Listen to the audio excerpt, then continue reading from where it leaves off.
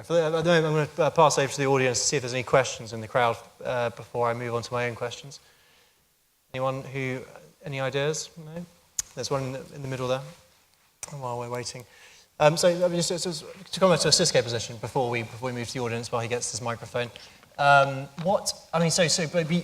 your argument is structurally the internet. There is a question here. Sorry, there is a question. There is a question. No mic. Hasn't got a microphone yet.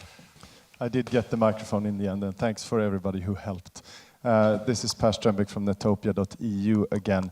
And the panel has a lot of faith in the market to fix network neutrality. You say that there is no need for regulation, but actually there are two sides to the market, and what you're actually saying is you only need to trust us. We will fix this. I think if you really want to avoid government intervention, you have to offer complete transparency, and not only on the consumer offering, but on your policies of prioritization, discrimination of traffic, what sort of protocols you give access to, what sort of protocols you maybe block or give lower bandwidth.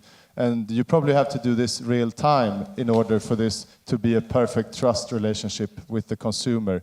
Would you be prepared to do that? Yeah, I mean, you're raising an important point. Let me give my perspective. I think the trust is always there. If we don't have the trust in our consumers, they will leave for Vittorio or Fredrik or someone else. So that goes without saying. I think, just to clarify what I mean, I don't say no regulation. I said don't regulate what is working. Be prepared to regulate what may not work later on. So, of course, we should be under the watch and be prepared to regulate if it doesn't work in the best interest of the consumers. So that is my point, and I just want to reiterate that. Any other responses? And with a level playing field principle at the bottom of it, between the players in the ecosystem as such. Because if I, as Telenor, if I want to put a marketing and sales application onto the iPhone in Norway, I can't do that. I'm not allowed to do that, despite the fact that the iPhone in Norway has a 40% market share, and in Sweden even 60%. So in a way, the idea of digital monopolies is as vivid as the physical monopolies. Okay, so let's talk about digital monopolies then. So what needs to be done to tackle those? I mean, when you're talking to a Facebook or even now a WhatsApp or a Google, do you feel disadvantaged in the commercial negotiations you might have, given their dominant position in the marketplace? Well, I think this will be different from whoever OTT is out there, depending on the position. My impression, having also Telenor presence in Asian countries where the mobile infrastructure is more the key infrastructure as opposed to the fixed infrastructure, I think that the dependency between the network side and the service side is better understood than what is also from the OTT side than what is the case in Europe, where there are several infrastructure platforms putting services or offering services into the space here. And there are different parameters in the fixed line industry compared to the mobile industry because the cost drivers are so tremendously different in the two setups. Colao, is that something you come up with? Listen, let's be realistic. There's no bad guys here. It's not that Apple is bad or Google is bad or Facebook is bad. This is a new world. And my third point, which was, and I'm also back to the question about transparency, absence of regulation. We need to change completely our approach to competition law and intervention. The times that is taking today is just unbelievable. So am I disadvantaged versus, I don't know, Apple? Because when I got this beautiful new iPhone, I found out that half of my Vodafone things work in a different way. Yes, I am disadvantaged. Do I have a way to take away that disadvantage quickly? No, because it's a very long process. It takes a lot of time. Am I disadvantaged because our communication services, as I said, are not interconnected to Facebook or Skype, while I have to interconnect with the rest of the world?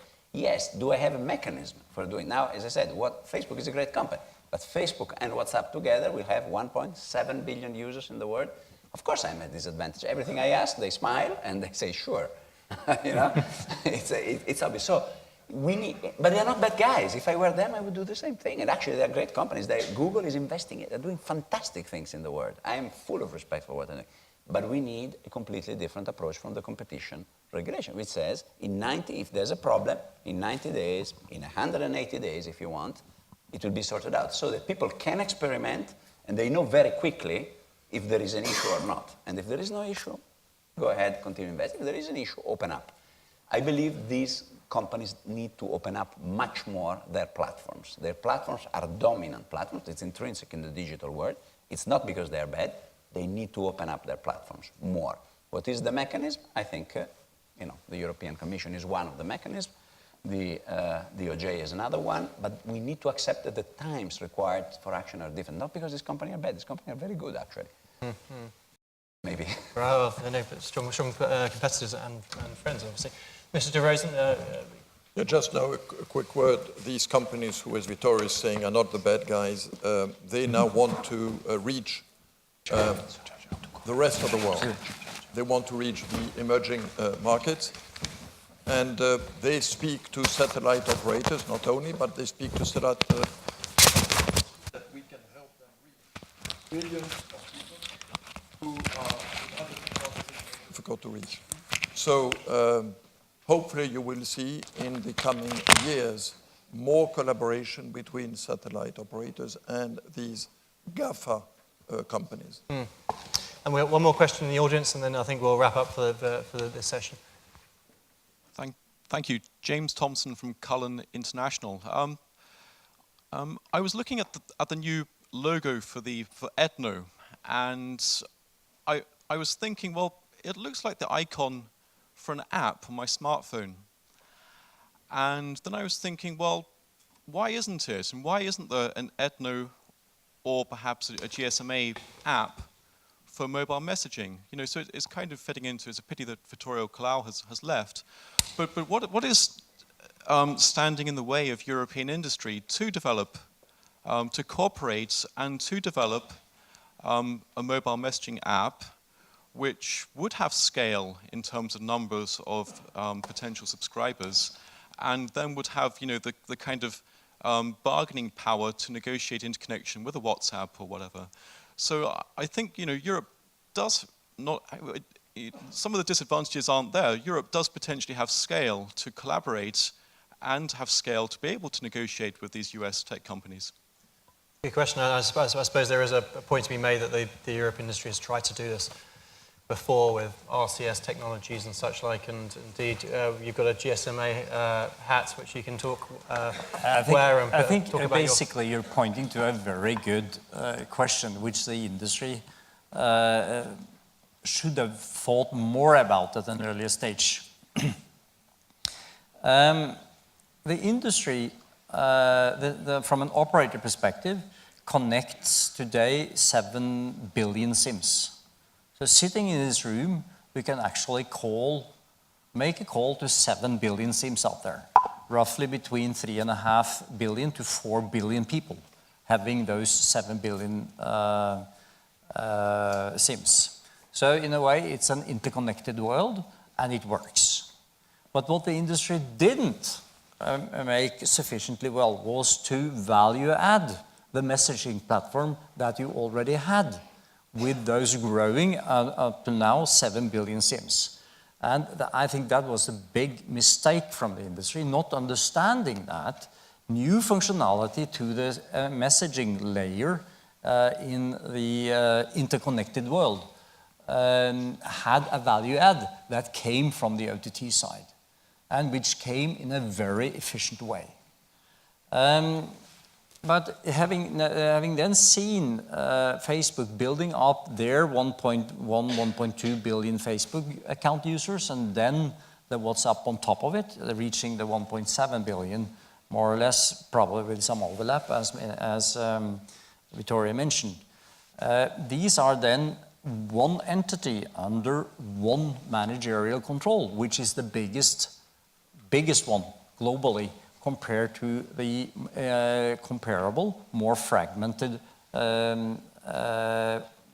mobile or fixed operators in the space. So here I think there is some industry learning that the industry has not been sufficiently proactive, thinking in the direction that the question is pointing. Mr. Aslan, I'd like to add, I think it's a very good question. The reality is, the telcos are extremely constrained today. I mean, yes, we've been investing heavily, and thank God we have been, but the reality is we are very, very constrained. What we need to look at in the future is to have an incentive-compatible framework or model that we have a better yield management, so we can invest more. So ability to manage traffic in a more optimized way, ability to manage pricing in a better way.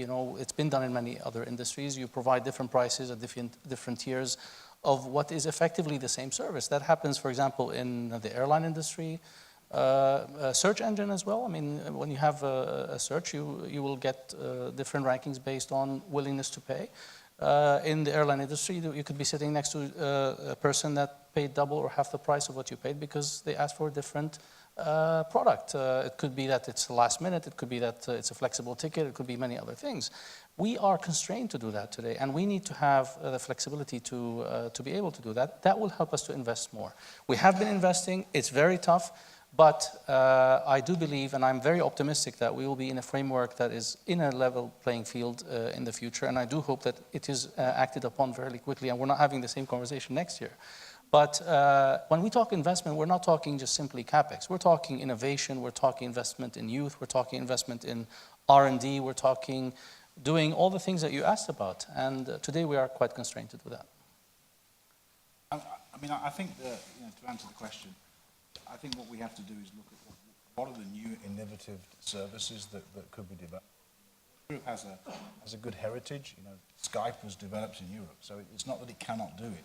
I think what's going to be key in the future is that the new innovations have to be able to interoperate, and I think that's going to be the key thing. And I think that's one of the areas where regulation can help. That you have to interoperate. You have to be able to place things into open source to allow people to access it, because that really accelerates innovation. So I really do believe that Europe can do that. I think that if you look at venture capital markets, there's a lot happening in that market space today, 25%. Obviously, it's about a quarter of the US at this moment in time, but there's a lot happening. And I think that the key thing is to accelerate it, and I think interoperability is one of those key things. And going back to the net neutrality, I think the availability of specialized services will be absolutely key and fundamental in the growth in Europe. Right, I think with that we'll have to bring it to a close, just because we are running out of time, sadly, and we're running slightly behind schedule to the extent that some of our guests have already had to leave. I would like to say thank you all, and say thank you to our speakers for giving us their insights into the net neutrality debate.